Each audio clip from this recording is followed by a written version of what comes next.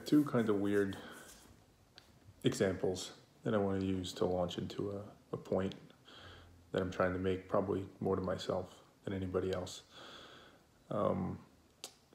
There's two things recently being the last couple of years, actions that I've taken that have had a relatively strong impact on my life in the positive. And they were things that I probably knew I should have done, or theoretically, conceptually, logically should have known to do, but waited way longer than I should have to do them. And as I say, I'll start with the less weird one.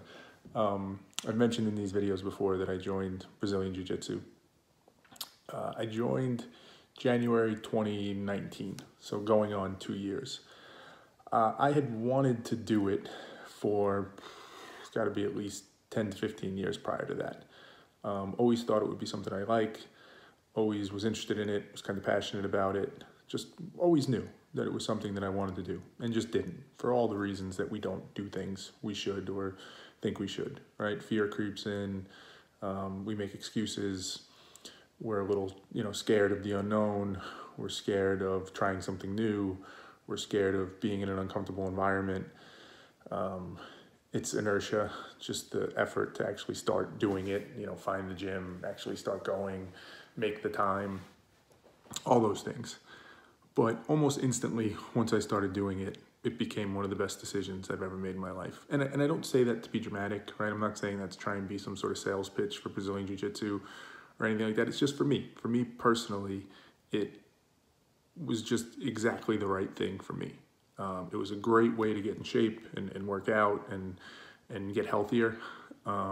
It's a great, at least at the gym that I'm at, I found it's a great group of people, a cool community, which is exactly what I'm looking for. Like I wasn't looking necessarily for new friends that I would spend a bunch of time with outside the gym or to make new relationships. Really, it's just, but in the gym, in the training, great people to train with, great people to talk to in there, but not too much of a commitment beyond that.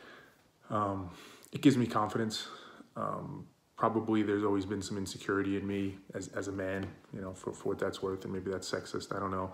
I haven't delved into the mud enough on that one yet, but this idea of being able to protect yourself and take care of your family and do things like that, I've probably always had a deep insecurity about that. That's impacted my life, and this has helped address that. It gives me some confidence that I can protect myself to some extent if I needed to, and protect my family.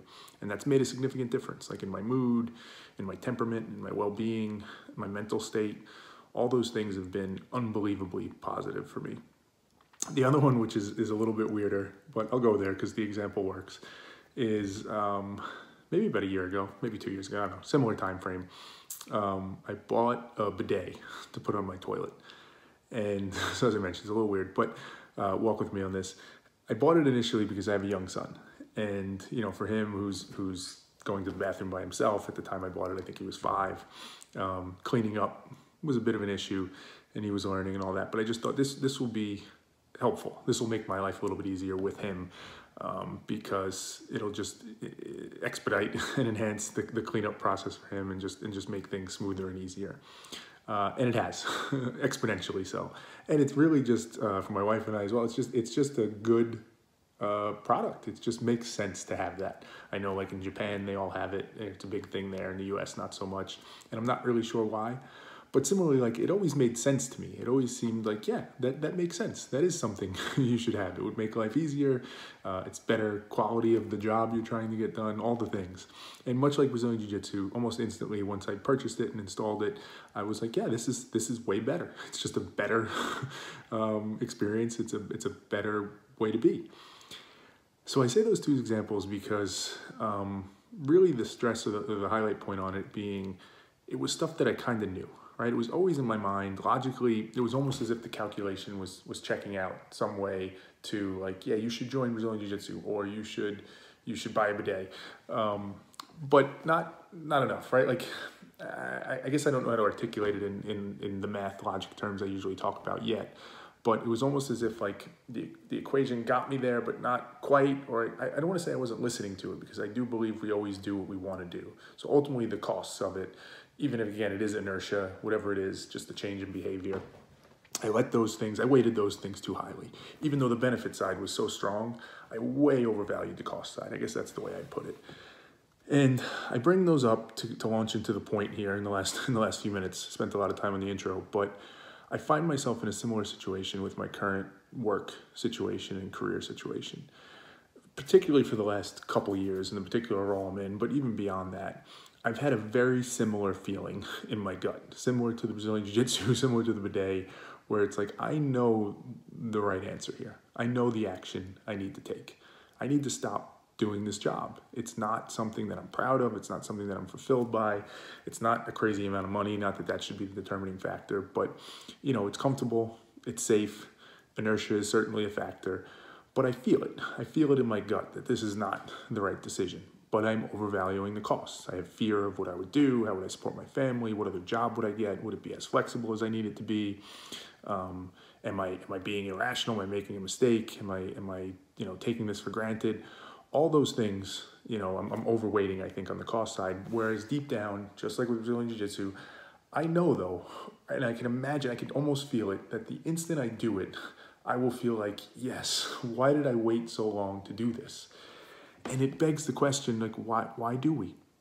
Why do we do that when we know something that's right? And it's an interesting situation for me in my current job, because I'm in the process of being promoted. And I say in the process because it's kind of a weird situation where they make you go through this kind of song and dance and put together a presentation and go in front of a panel at the level that I'm going to be promoted to. And there's a degree of laziness in that where I'm like, that process seems annoying and kind of silly and all that. So that's a bit of a turnoff. But I think much deeper than that, my mind is starting to process that, like, as you take this next promotion and you take whatever raise comes with it, and you just keep, going along with it, because following the path, it becomes that much harder to break away. It becomes that much harder to finally say, hey, I need to do the thing I need to do.